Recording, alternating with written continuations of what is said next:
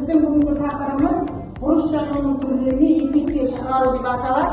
Яғни бұрыштың өмірде қолданысын өтеміз. Сіздер өздеріңіз топқа бөлініп отырып алыңыздар. Олай болса сіздерге бүгінгі сабақты бағыттаймыз.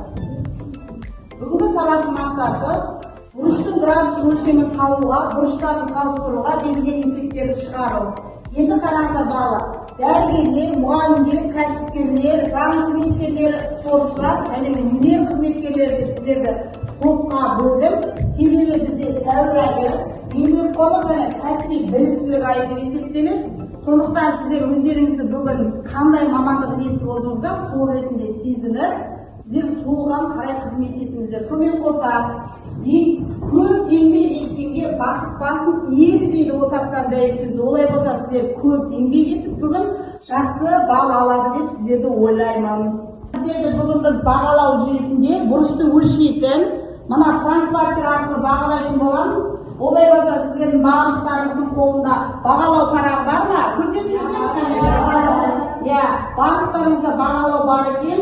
Онда әрбір тапсырмадан кейін өзінің балы айтылады. Сол кезде сіздер мына 1, 2, 3 деп бағаларды ала отырып, яғни бүгін өздеріңіз бағалайтын боласыздар. Біздің бүгінгі бірінші тапсырмамыз топтық жұмыс, келіншек жұмбақ шешеді деп айтады. Онда сіздердің алдарыңызда топтық жұмыстың тапсырмасы, яғни сөз жұмбақтың тапсырмасы берілген. Олай болса ашық сөз жұмбақтың орындаңыздар, уақыттарыңыз 5 минут.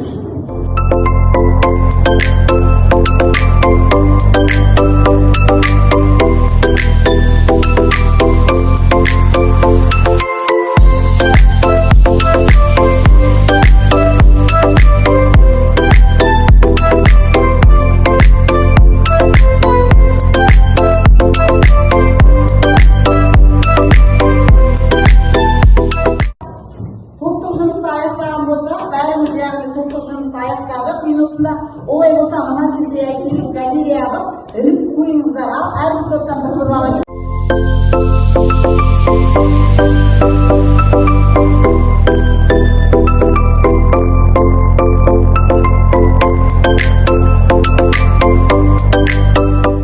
Енді балалар, жұмысты аяқтап болсақ, тақта бойынша тексереміз.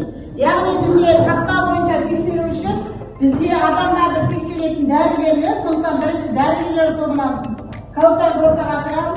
Кәусар тексеріп, әрбіріне бал қойып шықсын. Кәусар тексеріп біткенде сіздер екінші тапсырманы орындай беріңіздер.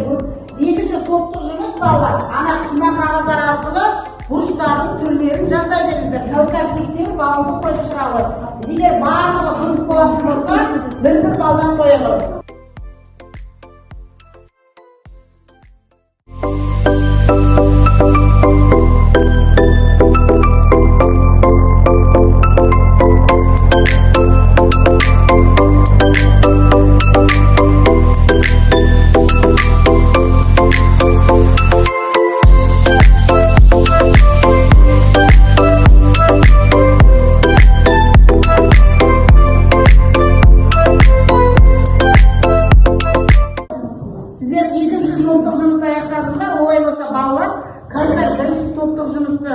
Тексеріп бітті, қай топқа қанша бал қойған, енді өзінен сұрайық.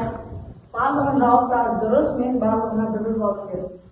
Кәусар барлығына бір балдан берген екен, онда бағалау парақтарыңызға бір балдан, яғни белгілеңіздер.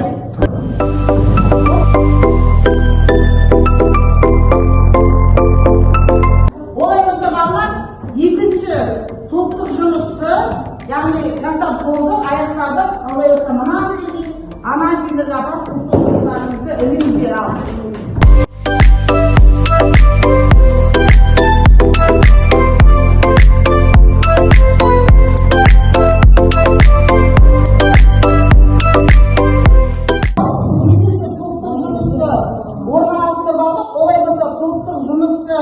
Дұрыс-бұрыстығын тексеру үшін біз кәсіпкерлер тобынан Айсұлтан ортаға шақырайық. Мына сүйір бұрыш дұрыс жасалған, тік бұрышта дұрыс жасалған, доғал бұрышта, жазылма бұрышта, толық бұрышта. Сол үшін барлығына бір балдан қоямыз. Өнер қызметкерлері, кәсіпкерлер, сосын спортшылар сіздердің дұрыс жауаптарыңыз, бұрыштарыңыздың несі көлемі дұрыс болғандықтан сіздерге Айсұлтан бір балдан берді, онда өз бағалау парақтарыңызға бір балдан қоя беріңіздер. Келесіздер, Айсұлтан мына топтарды қараңыз, дәрігерлер, мұғалімдер мен заң қызметкерлерінің бұрыштары дұрыс па? Иә, барлығының бұрыштары дұрыс. Онда неше балдан бересіз? Бір балдан. Барлығына бір балдан беремін дейді. Онда барлықтарыңыз бір балдаңыз. Айсұлтан сізге рахмет, сіз де өзіңізге бір балыңызды қойып алыңыз. Енді біз жұптық жұмыс орындаймыз, топтық жұмысты аяқтадық. Жұптық жұмыста балалар сіздер өздеріңіздің функционалдық сауаттылықтарыңызбен математикалық сауаттылықтарыңызды арттыратын өмірмен байланысты бұрышқа қатысты есептерді шығарады. Есептерді есептеу барысында мына төмендегі дискрипторларды басшылыққа алатын боласыздар. Яғни сіздер бірінші тапсырманы квантитативтің көмегімен өлшеп есептейсіздер, ал екінші тапсырманы мына дискриптор бойынша есептейтін болады. Олай болса балалар сіздердің уақыттарыңыз 10 минут, ал жұптық жұмыс жасаңыздар.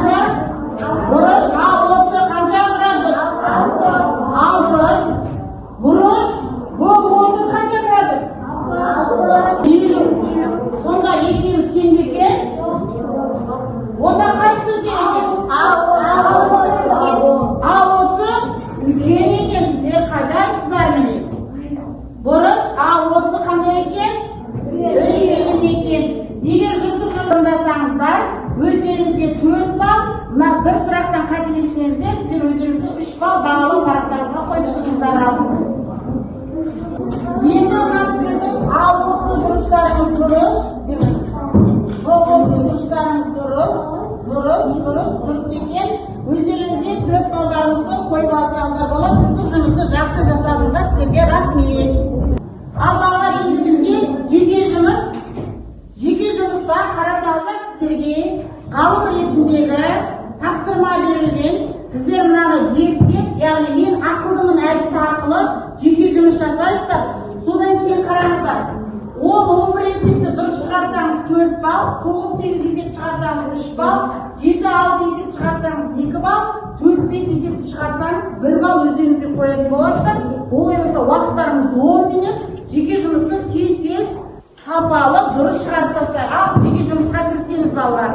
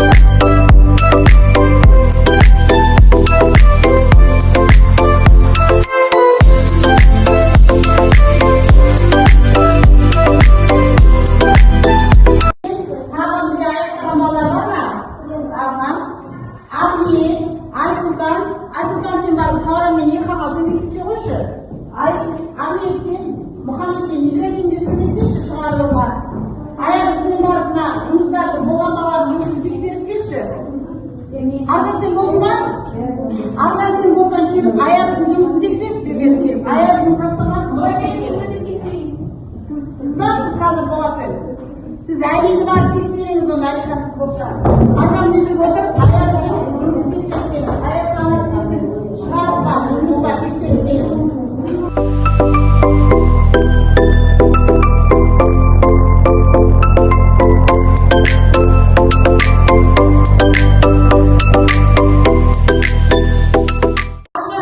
Аяғының жұмысын тексеріп аяқтапты.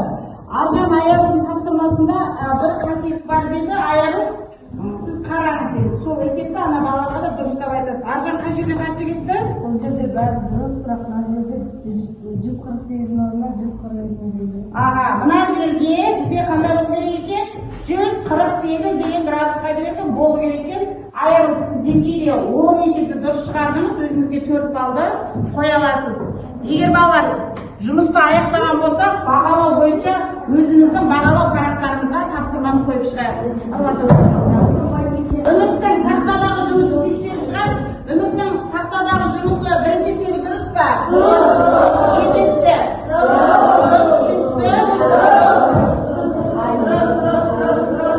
Аға, үміттің барлық есебі дұрыс екен. Олай болса үміт өзіне де 4 балды қоюға болады. Олай болса балалар, біз сабақты, яғни аяқтап бітті. Бағалау парақтарымызға өздерінің балдарыңызды қойып шығыңыздар ал. Бәрілеріңіз қойып шығыңыздар. Сол бойынша мен қазірден кім қанша бал алғанын сұраймын. Балалар, мен Фатимадан бастайын. Фатима, сіз қанша бал алдыңыз? Тұрып айта ғой. Қанша бал? Айсұлтан, бүгінгі сабақта қанша бал алдыңыз? Бүгінгі сабақта 10 бал алдым. Ал Айсұлтан, сіз бүгінгі сабақта қанша бал алдыңыз? 10 бал алдым.